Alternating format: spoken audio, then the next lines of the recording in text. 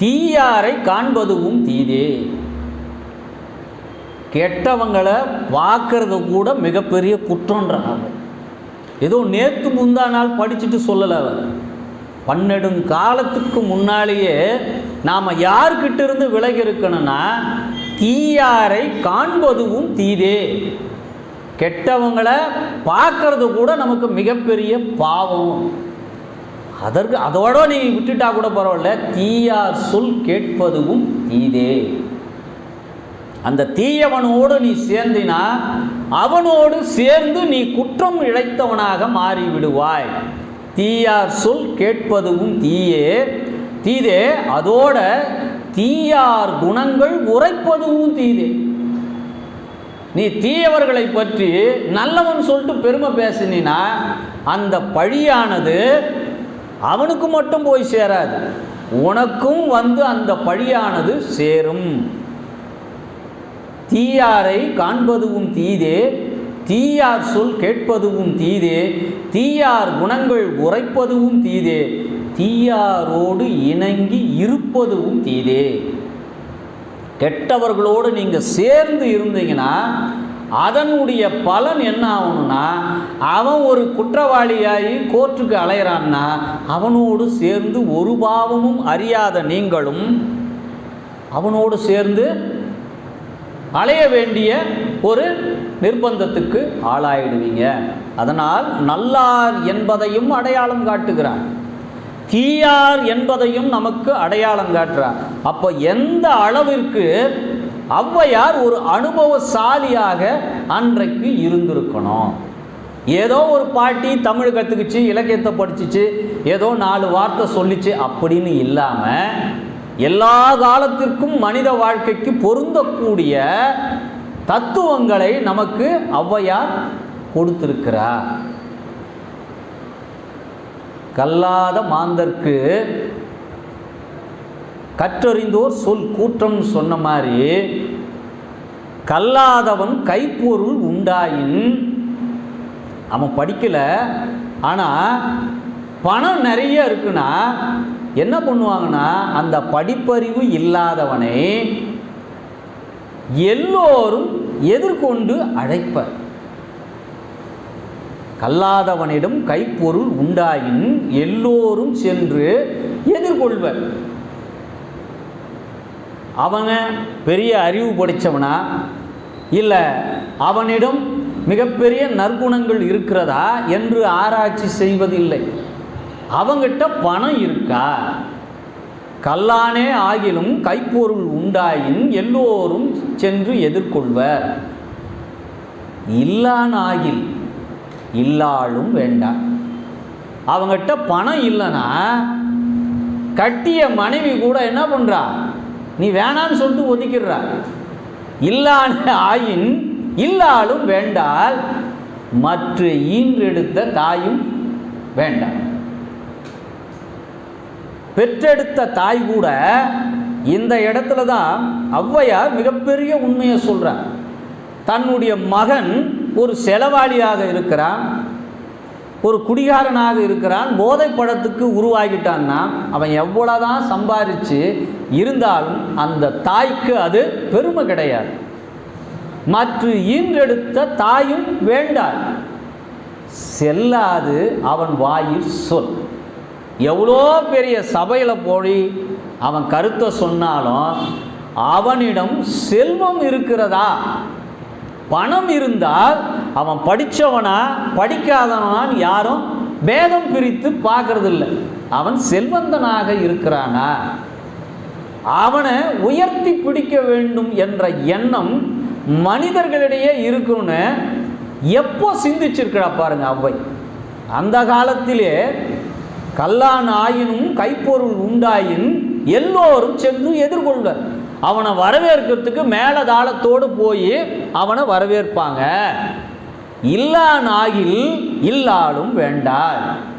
மனைவியாக இருந்தால் கூட பணம் இல்லைன்னா அவன் உடல்நிலை சரியில்லாமல் படுத்துட்டான்னா அன்றிலிருந்து அவனுக்குரிய மரியாதை என்பது படிப்படியாக குறையும்.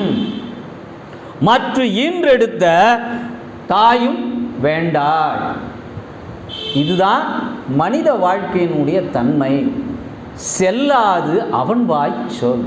எவ்வளவு பெரிய சபையில் போய் நின்னாலும், நீ கற்றறிந்த மேதையாக இருந்தாலும், உன்னிடம் செல்வம் இல்லை என்றால் இந்த உலகம் உன்னை மதிக்காது.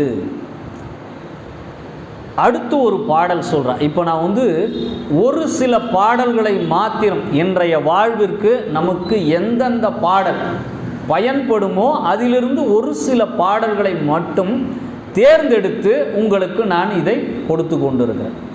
பல்வேறு பாடல்கள், அவர்களுடைய பாடல்களை எல்லாம் படிக்கின்ற பொழுது முதலாம் குலோத்துங்க மன்னனுடைய அவையிலே போய் கம்பர், கவிச்சக்கரவர்த்தி கம்பன், கவி ராட்சசன் ஒட்டக்கூத்தன், வெண்பாவிற்கு புகழேந்தி, இவர்களையே ஒற்றை பெண் கவிதையிலே விரலை விட்டு ஆட்டியிருக்கிறாள் என்றால் எவ்வளவு பெரிய ஆற்றல் பெற்ற பெண்ணாக ஒற்றை பெண்மணி.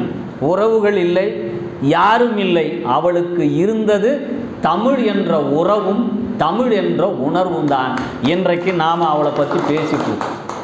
அவளை பற்றி பேசக்கூடிய இந்த 1-2 பாடல்லையே எவ்வளவு விஷயங்களை நமக்கு வாழ்க்கையில் சொல்லியிருக்கிறார்.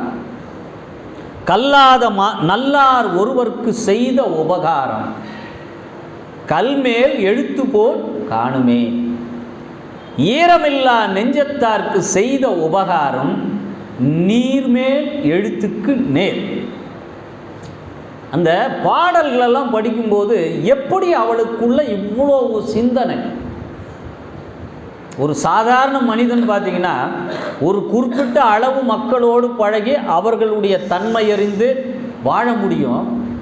ஒரு வெறும் கோலை மட்டும் வச்சுக்கிட்டு ஊர் முழுக்க சுற்றிட்டு இருக்கின்ற ஒரு பெண்மணி எவ்வளவு அருமையான கருத்துக்களை எல்லாம் கொண்டு வந்து நம்மக்கிட்ட கொடுத்துருக்கிறார்.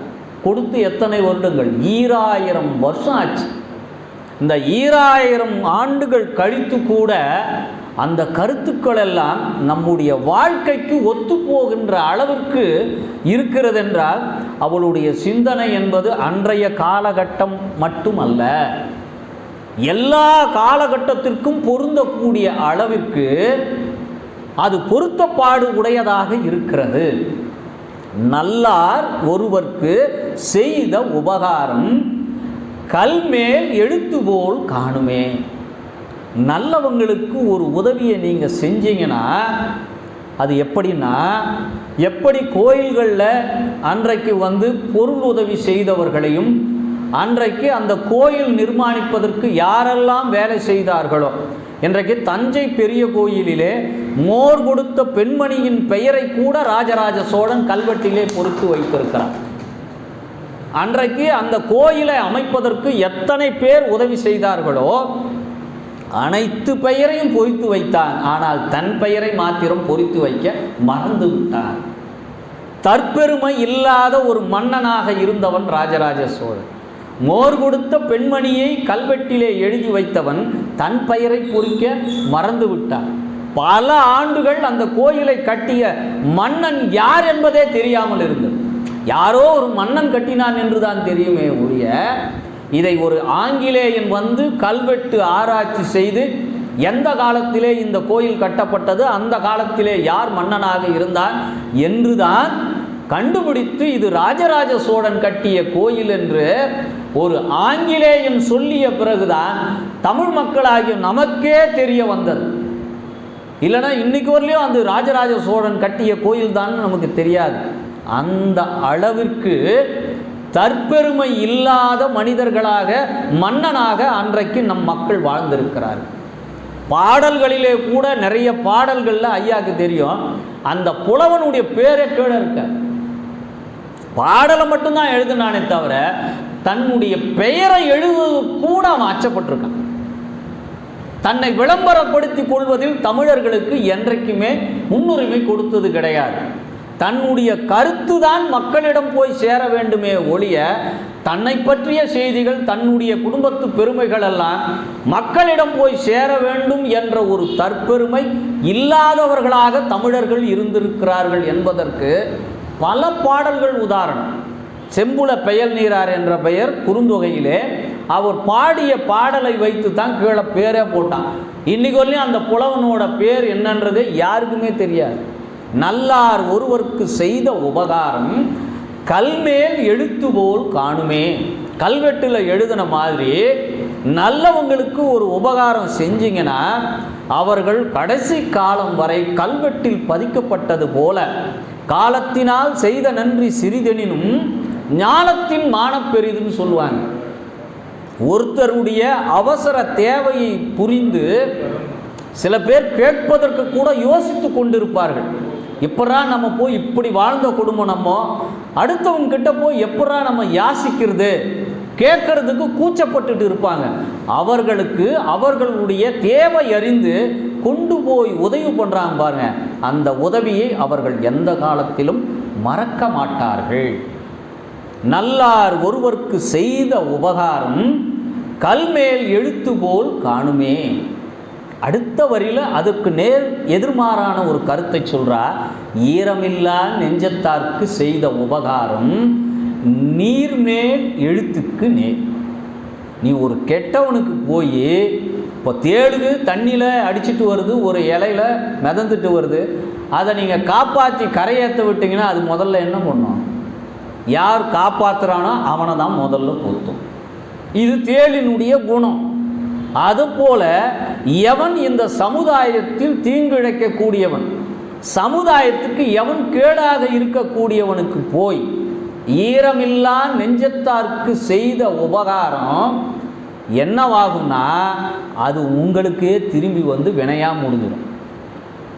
ஒருத்தன் கஷ்டத்தில் இருக்கிறான், நான் போய் உதவி பண்ண போனேங்க, கடைசியில் அந்த செஞ்ச உதவியால் இன்றைக்கி வாழ்க்கை முழுக்க எனக்கு உபத்திரவமாக இருக்குது அப்படின்னு சில பேர் சொல்ல கேட்டிருப்பீங்க. நீங்களே உங்கள் வாழ்க்கையிலையும் அனுபவிச்சிருப்பீங்க. அந்த ஈரமில்லா நெஞ்சத்தார்க்கு உதவியே செய்யாதங்கிறான். எவன் ஒருவன் நீங்கள் செய்த உதவியை பெற்றுக்கொண்டு இவனெல்லாம் நமக்கு பணம் கொடுக்குற அளவுக்கு பெரிய ஆள் ஆயிட்டானா, அவன் கஷ்டத்துக்கு வந்து காசு கேட்பான். கொடுத்த பின்னால் அவன் என்ன யோசிப்பான்னா, நமக்கு பணம் கொடுக்குற அளவுக்கு இவன் பெரிய ஆளாக இருக்கிறானா, முதல்ல இவனை ஒழிக்கிறது தான் நம்மளுடைய வேலையாக இருக்கும். அதை தான் நமக்கு அவ்வை சுட்டி காட்டுறா. ஈரமில்லா நெஞ்சத்தார்க்கு செய்த உபகாரம் தண்ணி மேலே எழுதணும். சில பேர் காசு கொடுத்துட்டு நம்ம சொல்லுவோம், அவன் சொன்ன வார்த்தையே நம்ம தண்ணியில் தான் எழுதணும். ஏன்னா தண்ணியில் எழுதுனா அது நிற்காது. எவ்வளவு அனுபவபூர்வமாக அவ்வை உணர்ந்திருக்கா பாருங்க. ஈரமில்லா நெஞ்சத்தார்க்கு செய்த உபகாரம் என்னன்னா நீர்மேல் எழுத்துக்கு நேராக இருக்கும். தண்ணியில் எழுதின எழுத்து தான். சில பேருக்கு கடன் கொடுத்தா அப்போவே நாம் மறந்துடணும், திரும்ப வராது அப்படின்ற உணர்வு இந்த காலத்தில் இல்லை, அந்த காலத்திலே இருந்திருக்கிறது. ஒரு ஔவையார், இதுவரையிலும் ஒரு சில கருத்து நேரம் கருதி சுருக்கமாக முடிச்சுக்கலாம். ஒரு ஔவையார் என்ன பண்ணுறாங்கன்னா, பழமுதிர் சோலையில் முருகப்பெருமானை சந்திக்கிறாங்க. சுட்ட பழம் வேண்டுமா சுடாத பழம் வேண்டுமான்னு ஒரு பாடல் வருது பாருங்க. அந்த இடத்துல முருகப்பெருமான் என்ன பண்ணுறாருன்னா, இந்த ஔவைக்கு சுட்ட பழம் எது சுடாத பழம் என்று அறிவுறுத்துகிறார். அறிவுறுத்திய பிறகு தான் யார் என்பதை விஸ்வரூப தரிசனம் கொடுத்து ஔவையாருக்கு காட்டுகிறார். முருகப்பெருமானுடைய தயவினால்தான் ஔவையாருக்கு தமிழ் இந்த அளவிற்கு அவளுக்குள் புகுந்ததற்கு காரணம், அந்த தமிழானது முருகப்பெருமான் மூலமாக பெற்ற காரணத்தினால்தான் ஔவை இந்த தமிழ் உலகம் முழுக்க இன்றைக்கு பெருமையாக பேசுகின்ற அளவிற்கு உயர்ந்திருக்கிறாள் என்றால் அது முருகப்பெருமானால் பெற்ற அருள். அப்பொழுது இந்த ஔவையாரினுடைய புகழ் இந்த தமிழ் உலகிற்கு தெரிய வேண்டும் என்பதற்காக ஒரு 4 கேள்விகளை ஔவையாரிடம் கேட்கிறார் முருகப்பெருமான். அரியது எது, கொடியது எது, இனியது எது, இப்படின்னு ஒரு 4 கேள்வியை கேட்குறாங்க. இந்த 4 கேள்விக்கும் ஔவை பதில் சொல்கிறான். இந்த ஔவையனுடைய பதில் மூலமாகத்தான் பல்வேறு கருத்துக்களை இந்த தமிழ் உலகத்திற்கு ஔவை கொடுக்கிறாள். அரியது எது, இது ஒரு 2 மட்டும் நம்ம பார்க்கணும். அரியது கேட்கின் வரிபடி வேலோ. நீ அரியது எதுன்னு என்ன கேட்குற? யாரு? இந்த உலகத்துக்கே அருள் பாலிக்கின்ற முருகப்பெருமான் என்ன பார்த்து என்ன கேட்குறாரு? அரியது எதுன்னு கேட்குறாரு. அரியது கேட்கின் வரிபடி வேலோய், அரிது அரிது மானிடர் ஆதல் அரிது. ஏன் மானிடர் ஆதல் அரிதுன்னா, மானுட பிறப்பு என்பது முதல் பிறப்பு இல்லை. சைவ சித்தாந்தம் சொல்வது முதலிலே நம்முடைய பிறவி என்பது, உயிர்களுக்கான பிறவி என்பது எங்கே தொடங்குகிறது என்றால் அருகம்புல்லில் தொடங்குகிறது. முதல் பிறவி அருகம்புல்லில் தொடங்கி அதற்கடுத்து என்ன? தாவரங்களாக மாறுறோம், செடி கொடிகளாக மாறுறோம், விலங்கினங்களாக மாறுறோம், பறவைகளாக மாறுறோம், கடல்வாழ் உயிரினங்களாக மாறுறோம். இப்படி பல்வேறு பிறவிகளை கடந்து தான் எந்த பிறவிக்கு நாம் வர்றோம்? மனித பிறவிக்கே வர்றோம்னா எவ்வளவு அரிய பிறவி! அரிது அரிது மானிடர் ஆதல் அரிது. இந்த மானுட பிறப்புக்கு நீ எவ்வளவு கஷ்டப்பட்டுட்டு, நாம் சாதாரணமாக இந்த மானுட வாழ்க்கையில் வந்துடல. இன்றைக்கு இந்த வாழ்க்கையை நம்ம ரொம்ப எளிதாக கடந்து போயிட்டுருக்கோம். ஒவ்வொரு நாளும், நேற்று போன நாளும், நேற்று கடந்து போன நொடியும் மீண்டும் நாளைக்கு வருமா? வேறொரு தேதி, வேறு ஒரு நாளிலே, வேறு ஒரு மணியாகத்தான் நமக்கு வருமே தவிர, நேற்று கடந்து போன இந்த 1ஆம் தேதி, டிசம்பர் 1ஆம் தேதி 2024 என்பது நாளைக்கு வருமா?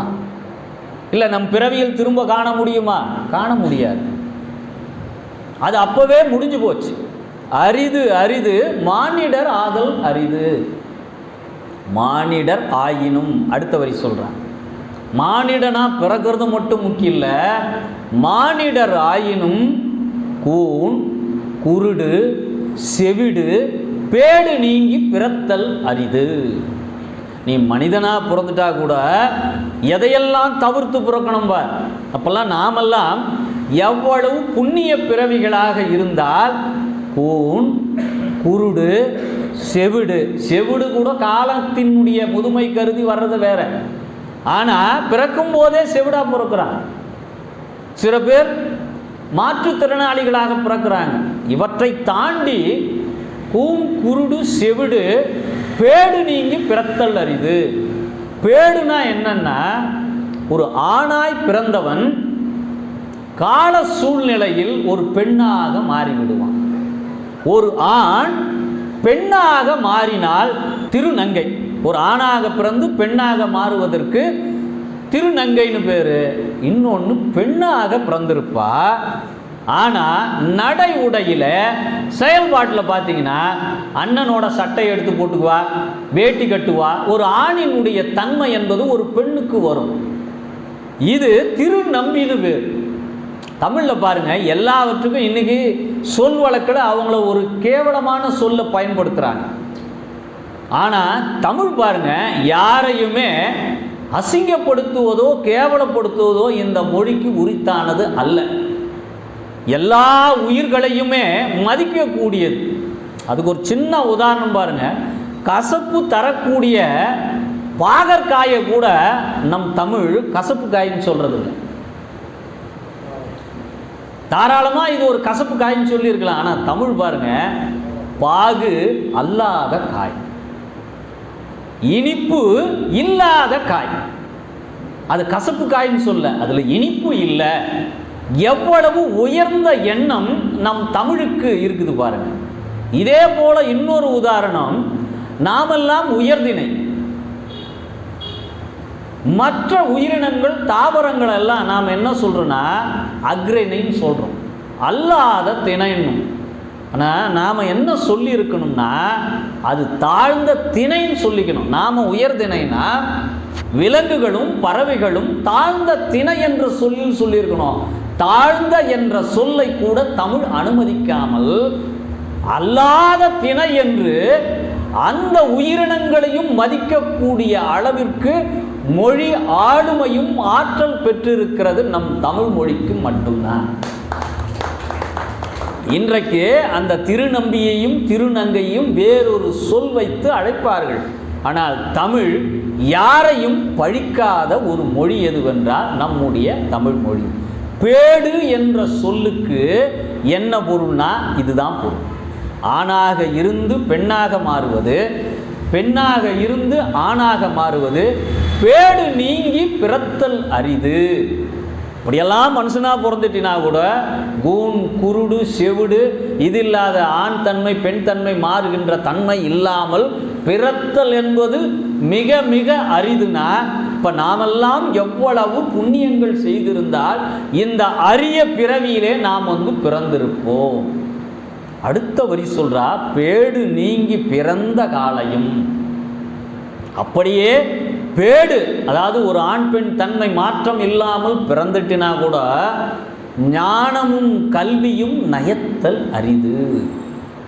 அப்படியே நீ மனிதனாக பிறந்துட்டினா கூட உங்கள்கிட்ட என்ன இருக்கணும்னா, மனிதன் என்பதற்கு அடையாளம் ஞான அறிவு இருக்கணும், அடுத்து கல்வி இருக்கணும். ஞானமும் கல்வியும் நயத்தல் அரிது. அடுத்த வரி சொல்றார், ஞானமும் கல்வியும் நயந்த காலையும் தானமும் தவமும் செய்வார் அரிது. நீ வெறும் ஞானத்தையும் கல்வியை மட்டும் பெற்றுட்டா போதாது, தானம் செய்யணும். எவ்வளவு அருமையான ஒரு கருத்தை கொண்டு இவ்வளோ பெரிய பாடல்ல வரிக்கு வரி ஒவ்வொன்றாக சொல்லி தானமும் தவமும் செய்வாராயின் அடுத்த வரி சொல்றா, வானவர் நாடு வழி திறந்திடுமே. தானமும் தவமும் நயந்த காலையும் தானமும் தவமும் செய்வாராயின், அப்படியெல்லாம் தானமும் தவமும் செஞ்சிட்டினா உனக்கு என்ன பண்ணுவாங்கன்னா, விண்ணில் இருக்கக்கூடிய தேவர்களெல்லாம் உனக்காக வழி திறந்து வச்சிருப்பாங்க. ஆக எதை வலியுறுத்துகிறாள்? ஞானம் பெறணும், கல்வி பெறணும், தானம் செய்யணும், தவம் செய்யணும். தவம் என்பது என்னன்னா, மற்றவர்களுடைய மனம் கோணாமல். தமிழில் பார்த்தீங்கன்னா வள்ளுவர் சொன்ன மாதிரி இனிய உளவாக இன்னாத கூறல் கனி இருப்ப காய் கவர்ந்து அற்று. பேசுவதற்கு நல்ல தமிழ் சொற்கள் இருக்கின்ற பொழுது ஏன் தேவையற்ற தீய சொற்களை நாம் பேசணும்? இந்த நாவு என்பதே நமச்சிவாய மந்திரத்தை உச்சரிப்பதற்கு மாத்திரமல்ல, நம் நாவிலிருந்து வரக்கூடிய சொற்கள் எல்லாம் மற்றவர்களுடைய துன்பத்தை ஆற்றுவதாக இருக்கணும். தீயினார் சுட்டவும் உள்ளாரும் ஆறாதே நாவினார் சுட்டவடு. ஒருவரை நம்முடைய உறவினர்களாக இருந்தாலும் சரி, நண்பர்களாக இருந்தாலும் சரி, ஏதோ ஒரு கோபத்தில் அவரை நாம் ஒரு அடி அடித்து விட்டாலோ, அவர் நம்மளை அடித்து விட்டாலோ, காலப்போக்கிலே நம்முடைய ஞாபகத்திலிருந்து மறதியால் அது மறந்து போய்விடும். ஆனால் ஒரு தாயோ தந்தையோ உடன் பிறந்தாரோ சொன்ன சொல் எத்தனையோ குடும்பங்கள் பிரிந்து போனதற்கு, எத்தனையோ குடும்பங்கள் மரணத்தில் கூட சந்திக்க முடியாத அளவிற்கு ஏற்படுவது எதுவென்றால் நம் வாயிலிருந்து வந்த சொற்களால். கடைசி வரை அண்ணன் தம்பிகளும் சரி, உறவினர்களும் சரி, சேராத நிலைக்கு எது மாற்றும் என்றால் அடி அல்ல, சொற்கள். தீயினார் சுட்டப்பும் உள்ளாரும் ஆறாதே. வள்ளுவன் எவ்வளோ யோசித்துக்கிறான் பாருங்க. நாவினார் சுட்டவடு. இந்த நாவினால் சொன்ன வார்த்தை என்பது அந்த மனிதன் மரணிக்கின்ற வரை அவனுக்குள்ளே அவனை பார்க்கின்ற பொழுதெல்லாம், இவன் நம்மளை பார்த்து இப்படி ஒரு வார்த்தையை சொல்லிட்டானேன்றத என்றைக்கும் மறக்கவே முடியாது. அரிது அரிது மானிடராய் பிறத்தல் அரிது. அதற்கடுத்து கேட்கிறார் முருகன், கேட்கிறாரு, பெரியது எது? பெரியது கேட்கின் எரிதழல் வேலோய். முருகா, நீ என்னை பார்த்து கேட்கிற, எல்லாம் அறிந்த நீ என்னுடைய புலமையை சோதிப்பதற்காக நீ கேட்கிற. என்ன கேட்கிற? பெரியது எது? பெரிது பெரிது புவனம் பெரிது. எது இது? இந்த இடத்தில் எது பெரிதுனா, புவனம் என்று சொன்னால் இந்த உலகம். இந்த உலகம்தான் பெரியது அப்படின்னு நினச்சிட்டா புவனமோ நான்முகன் படைப்பு. நான் என்ன நினைக்கிறேன், இந்த உலகம்தான் பெருசுன்னு நினைக்கிறேன். ஆனால் இந்த உலகத்தையே யார் படைச்சான்? நான்முகன் படைச்சான். நான்முகன்னா பிரம்மா. அவன் தான் பெரியவன்னு நினைச்சா இல்லை. நான்முகன் கரியமால் உதிரத்தில் பிறந்தோன். கரியமால்னா நம்முடைய நாராயணன். அந்த நாராயணனுடைய உதரத்தில், உதிரம் என்றால் ரத்தம். ஒரு கொம்பு அப்படி சேர்த்துட்டோம்னாவே தமிழில் பொருளே மாறிடும். உதிரம் என்றால் ரத்தம். உதரத்தில் பிறந்தோம். உதரம்னா அவனுடைய நாவி கமலத்திலிருந்து யார் பிறந்தான்? பிரம்மா பிறந்தான். நான்முகன் கரியமால் உதரத்தில் பிறந்தோன். அந்த கரியமால் தான் உயர்ந்தவன் பார்த்தா, கரியமாலோ ஆழ்கடல் துயின்றோ. அவன் பார்த்தீங்கன்னா எங்க படுத்துனுக்கிறான்? ஒரு பெரிய பார்க்கடல்ல படுத்துன்னு இருக்கிறான். ஆக அவனை தாங்கக்கூடிய அந்த பார்க்கடல் பெருசு. திருமால் பெரியதல்ல, திருமாலை தாங்கக்கூடிய அந்த பார்க்கடல் மிக பெரியது. பார்க்கடலோ குருமுனியின் கலசத்தில் அடக்க. அந்த பார்க்கடல் என்பது யாருடைய கலசத்துக்குள்ள அடங்கி இருக்குதுன்னு பார்த்தீங்கன்னா, அகத்திய முனிவனுடைய களத்தில் கமண்டலத்தில் தண்ணி இருக்கும். திருமால் பெரியவன்னு பார்த்தா திருமால் பெரியவன் இல்லை. சரி, திருமாலை விட எதுடா பெருசுன்னு பார்த்தா பார்க்கடல் பெருசுன்னு பார்த்தா அந்த பார்க்கடலும் பெரியதில்லை. அந்த பார்க்கடல் யாரு? குருமுனியின் கலசத்தில் அடக்கம். சரி, கலசம்தான் பார்த்தா கலசமோ பூமியில் சிறுமண். இந்த கலசம் எங்கிருந்து உருவாகுது? பூமியில் கிடைக்கக்கூடிய தாது பொருட்களால், இரும்போ செம்போ பித்தளையோ இதிலிருந்து உருவாகுது. இதிலிருந்து தான் நான் அந்த கலசமே தயாராகுதுன்னா மண் இதை விட பெருசா அப்படின்னு பார்த்தா பூமியோ அரவின் ஒரு தலை பாரம். இந்த பூமியை விட பெருசு எதிரான்னு போய் தேடி பார்த்தா இந்த பூமியை தாங்கிக்கிட்டு இருக்கக்கூடிய ஆதிசேஷன் தான் பெருசு அப்படின்னு நினைச்சா, ஆதிசேஷன் தான் பெருசுன்னு பார்த்தா அந்த ஆதிசேஷன் இல்லை, அந்த அரவோ உமையவள் சிறுவிரல் மோதிரம். எவ்வளோ பெரிய அந்த ஞான கருத்துக்களை ஔவையார் பாருங்க. முருகப்பெருமான் கேள்வி கேட்க கேட்க தன்னுடைய புலமையை இந்த ஒரு பாடலில் பார்த்தீங்கன்னாவே அவ்வளோ அழகாக அதை சொல்கிறதுக்கும் சரி, அதை படிக்கிறதுக்கும் சரி, உள்வாங்கிறதுக்கும் எவ்வளவு பெரிய ஞானம் பெற்றவளாக ஔவையார் இருந்திருக்கணும். உமையவள் சிறுவிரல் மோதிரம். எது? அறவோ சிறுவிரல் மோதிரம். உமையவளோ சரி அந்த அம்மா தான் பெருசுன்னு பார்த்தேன், இல்லை. உமையவளோ இறைவர் பாகத்துள் ஒடுக்கம். அந்த அம்மா பெருசுன்னு நான் பார்த்து நினைச்சிட்டு இருந்தா அந்த அம்மாவே சிவபெருமானுக்கு பாதியில் போய் நிற்கிறாங்க, அர்த்தநாரீஸ்வரர். சரி, இப்போ யாரு இதை விட பெருசு? உமையவளோ இறைவர் பாகத்துள் ஒடுக்கம்.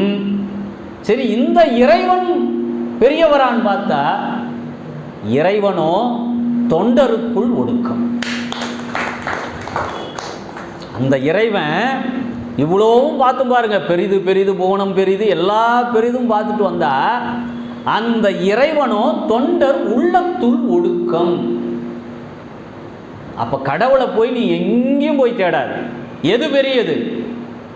தொண்டர்களுடைய இதயம்தான் பெரியதுன்னு ஔவை நமக்கு வலியுறுத்தி சொல்றா. அதனுடைய கடைசி வரிதான், தொண்டர்தம் பெருமை சொல்லவும் பெரிதே.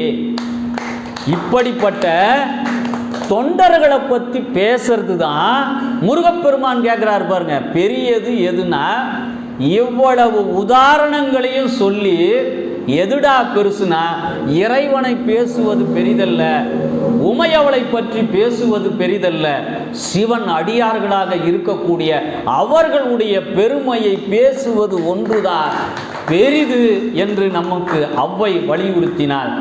இதற்கடுத்து பார்த்தீங்கன்னா கொடியது எது, இனியது எது என்று இருக்கு. பின்வரும் காலங்களில் நேரம் கிடைக்கின்ற போது இன்னும் பல பாடல்களோடு ஔவையாரை பற்றி இந்த நிகழ்வோடு நாம் நிறைவு செய்வோம். அடுத்த ஆண்டு தொடக்கத்தில் காளமேக புலவரினுடைய விட்ட இடத்திலிருந்து அடுத்த ஆண்டு தொடக்கமாக அமையும் என்று கூறி, இதுவரை எனக்கு தொடர்ச்சியாக பேசுகின்ற வாய்ப்பினையும் மற்றும் வந்திருக்கக்கூடிய அத்தனை சிவனடியார் பெருமக்களுக்கும் நன்றி கூறி விடைபெறுகிறேன். நன்றி, வணக்கம்.